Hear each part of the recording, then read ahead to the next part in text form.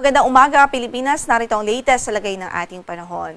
Easterlies ang nakakaapekto ngayon at prevailing dito sa Southern Luzon, sa Kabisayaan at Mindanao. At kasalukuyan, generally po ay bagyang maulap hanggang sa maulap ang papamurin sa malaking bahagi ng ating bansa. Pero dito, sa eastern section ng Mindanao, meron tayong inaasahang maulap na papamurin at mga kalat-kalat na pagbuhos ng ulan, maging mga pagkidlat pagkulog sa araw na ito.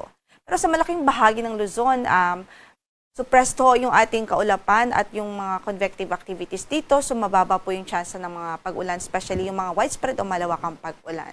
Wala din tayong bagyo na minomonitor ngayon sa loob ng ating area of responsibility. At least in the next 2 to 3 days, wala po tayong inaasahan. Ngayon pa man, patuloy po magantabay sa magiging updates ng pag-asa just in case po magkaroon ng significant changes ang ating outlook. Sa kasalukuyan ay bahagyang maulap hanggang sa maulap na papawirin pa rin at mababa yung tsansa ng mga pag-ulan ngayon sa Metro Manila at natitirang bahagi pa ng Luzon. Para sa pagtayo ng ating temperatura, sa Kamaynilaan pwedeng umabot hanggang sa 33 degrees Celsius ang ating maximum temperature, 15 to 24 sa Baguio City, 24 to 33 sa Lawag, 25 o 24 to 35 degrees Celsius sa Tuguegarao City, sa Legazpi City ay 23 to 33 degrees Celsius habang sa Tagaytay ay 20 to 31 degrees Celsius po. Samantala, dito nga po sa Caraga Region at maging sa Davao Region at sa Bukidnon maging sa Cotabato Provinces ay maaari pong makaranas ng maulap na papawirin at mataas na tsansa ng mga kalat-kalat na pagulan at pagkidlat pagkulog sa araw na ito dahil sa epekto ng easterly. So sa mga kababayan natin dyan, patuloy po nating inaabisuhan, magdala ho ng payong saan man ang lakad natin for today. Sa natitirang bahagi naman ng bansa, generally ay bahagyang maulap hanggang sa maulap pa rin ang papawirin. At kung may mga pag-ulan man ay mga dulot po ng mga localized thunderstorms. So mga panandalian lang at usually sa hapon at gabi.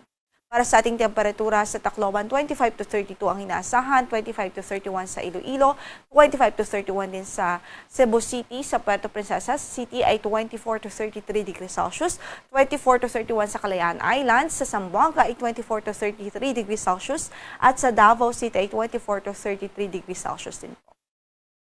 Hapon nga po ay nakapagtala po ng 34 to 35 degrees Celsius na heat index o maximum heat index dito sa Metro Manila habang sa Cotabato City, Maguindanao ay nakapagtala po tayo ng 41 degrees Celsius. Pareho po yan, yung mga figures na yan ay under sa extreme caution level. So ibig sabihin, yung pagkababad sa ganitong klaseng init ay pwede pong magdulot ng mga heat cramps, heat stress o kaya naman ay heat stroke. Samantala dito, for today o para sa araw na ito, dito sa Kamaynilaan, pwede pong umabot hanggang sa 36 degrees Celsius ang ating maximum heat index for today, habang sa Cotabato City, Maguindanao ay 42 degrees Celsius naman. Ibig sabihin, nasa danger level ho yun.